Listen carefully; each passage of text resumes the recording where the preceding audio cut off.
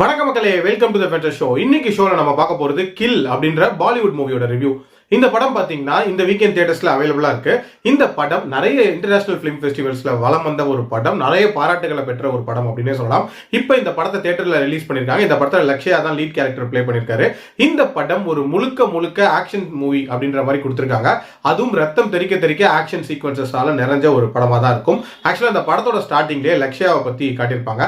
இவர் ஆக்சுவலா ஒரு கமாண்டோவா இருப்பாரு. இவருக்கு தானியா மேல ஒரு விதமான காதல் அப்படின்றது இருக்கும். தானியாவோட அப்பாவை பொறுத்த வரைக்கும் ஒரு பயங்கர இன்ஃப்ளூயன்ஷியலான பர்சன் அண்ட் தானியாவால தன்னோட என்கேஜ்மெண்ட்டை தடுத்து நிப்பாட்டவே முடியாத ஒரு சூழ்நிலை இருக்கும். பட் இருந்தாலும் எப்படியாவது தன்னோட பாய் ஃப்ரெண்டோட சேரணும் அப்படின்ற ஒரு முடிவோட இருப்பாங்க. அதனால இவங்க டெல்லி போனதுக்கு அப்புறம் மட்டும் தன்னோட பாய் ஃப்ரெண்டோட ஓடி போயிடலாம் அப்படின்ற மாதிரி அவங்க பிளான் போடுறாங்க. ஸோ டெல்லி போற ஒரு ட்ரெயின்ல வந்து தானியாவோட ஃபேமிலியும் இருக்கும் அண்ட் நம்ம லக்ஷ்யா தன்னோட ஃப்ரெண்டான அபிஷேக்கோடையும் அந்த ட்ரெயின்ல இருப்பாரு. அவரும் ஒரு கமாண்டோ தான். ஸோ இந்த ட்ரெயினை வந்து ஒரு 40 பேர் கொண்ட குழு வந்து ஆக்குபை பண்ணி அண்ட் அந்த ட்ரெயின்ல கொள்ளடிக்க ஸ்டார்ட் பண்றாங்க. ஸோ இந்த ரெண்டு கமாண்டோஸ் அந்த பொதுமக்களோட உதவியோட அந்த 40 பேருக்கு அகைன்ஸ்டா ஃபைட் பண்றாங்க. ஸோ அந்த ஃபைட் எப்படி போகுது, அதுல என்னென்ன மாதிரியான உயிரிழப்புகள் ஏற்படுது அண்ட் டுவர்ட்ஸ் தி எண்ட் யார் வின் பண்ணா அப்படின்ற மாதிரி நிறைய விஷயங்களை சொல்லக்கூடிய ஒரு படம் தான் இந்த படம். எனக்கு இந்த படத்துல பிடிச்ச விஷயம் அப்படின்றது இந்த ஜேர்னரை ஜஸ்டிஃபை பண்ண விதம் அப்படின்னே சொல்லலாம். ஒரு கம்ப்ளீட் ஆக்ஷன் மூவி, அதுவும் ராவா கொடுக்கணும் அப்படின்ற மாதிரி யோசிச்சிருக்காங்க. அதை ப்ராப்பரா ஸ்கிரீன்ல கொண்டு வந்திருக்காங்க அப்படின்னே சொல்லலாம். இன்ஃபேக்ட் இதுக்கு முக்கியமான பாராட்டுகள் அப்படின்றது கண்டிப்பா வந்து ஸ்டன்ட் கொரியோகிராஃபிக்கு தான்.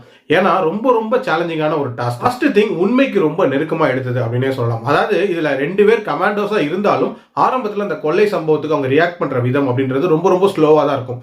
ஒரு கட்டத்தில் அது பர்சனலா மாறும் போது இவங்க பயங்கர இன்டென்ஸா ஃபைட் பண்ற மாதிரி காட்டுவாங்க. அது உண்மையிலேயே நீட்டா இருந்துச்சு.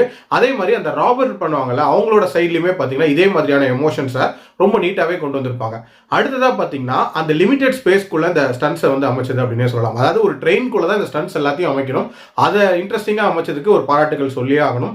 ஆல்சோ இதுல அந்த ரத்தம் தெறிக்க வரக்கூடிய அந்த கோரியான மர்டர்ஸ் இருக்குல்ல, அதையுமே ரொம்ப நீட்டா இதுல காட்டியிருப்பாங்க அப்படின்னே சொல்லலாம். அதுல குறிப்பா சொல்லணும் அப்படின்னா ஆஷிஷ் வித்யார்த்தியோட அந்த மர்டர் அப்படின்றது ரொம்ப கொடூரமா இருந்துச்சு. அதே மாதிரி ஃபயர் எக்ஸ்டிங்யூஷர் யூஸ் பண்ணி கொலை பண்ற ஒரு காட்சிலாம் வந்து பயங்கர கொடூரமா இருந்துச்சு. லக்ஷ்யாவை பொறுத்த வரைக்கும் பாத்தீங்கன்னா இந்த படத்துல வந்து ஒரு ப்ராப்பரான ஆக்ஷன் ஹீரோவா தன்னை சூப்பரா வந்து இதுல எஸ்டாப்ளிஷ் பண்ணிக்கிட்டாரு அப்படின்னே சொல்லலாம். இதுல இன்ஃபேக்ட் ஓவர் ஹீரோயிசம் அப்படின்ற மாதிரிலாம் இருக்கவே இருக்காது. தன்னை விட பவர்ஃபுல்லான ஒரு பர்சன் வரும்போது அவர்கிட்ட அடி வாங்குற மாதிரியான காட்சிகள்லாம் இருக்கும். அது எல்லாமே ரொம்ப ரியலிஸ்டிக்கா தான் இருக்கு. இதுல ஸ்பெஷல் பாராட்டுகள் கண்டிப்பா அந்த வில்லனா நடிச்ச ராகவ் ஜுயாலுக்கு தான். ரொம்ப நீட்டான ஒரு வில்லனிசத்தை வந்து ஸ்கிரீன்ல கொண்டு வந்திருந்தாரு அப்படின்னே சொல்லலாம். ஆல்சோ இந்த படத்தோட அந்த ஸ்கிரீன் பிளேமே பாத்தீங்கன்னா நல்ல எங்கேஜிங்கா அமைச்சிருந்தாங்க. அடுத்து என்ன நடக்க போகுதுங்கிற ஒரு சின்ன டென்ஷன் அப்படின்றதுமே பில்ட் ஆகிட்டு தான் இருந்துச்சு.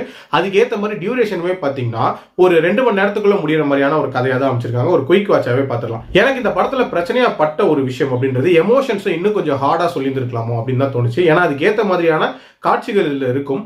பட் இருந்தாலும் இதுல கொஞ்சம் வேகமா போனனால அது டைல்யூட் ஆன மாதிரியான ஒரு ஃபீல் இருந்துச்சு.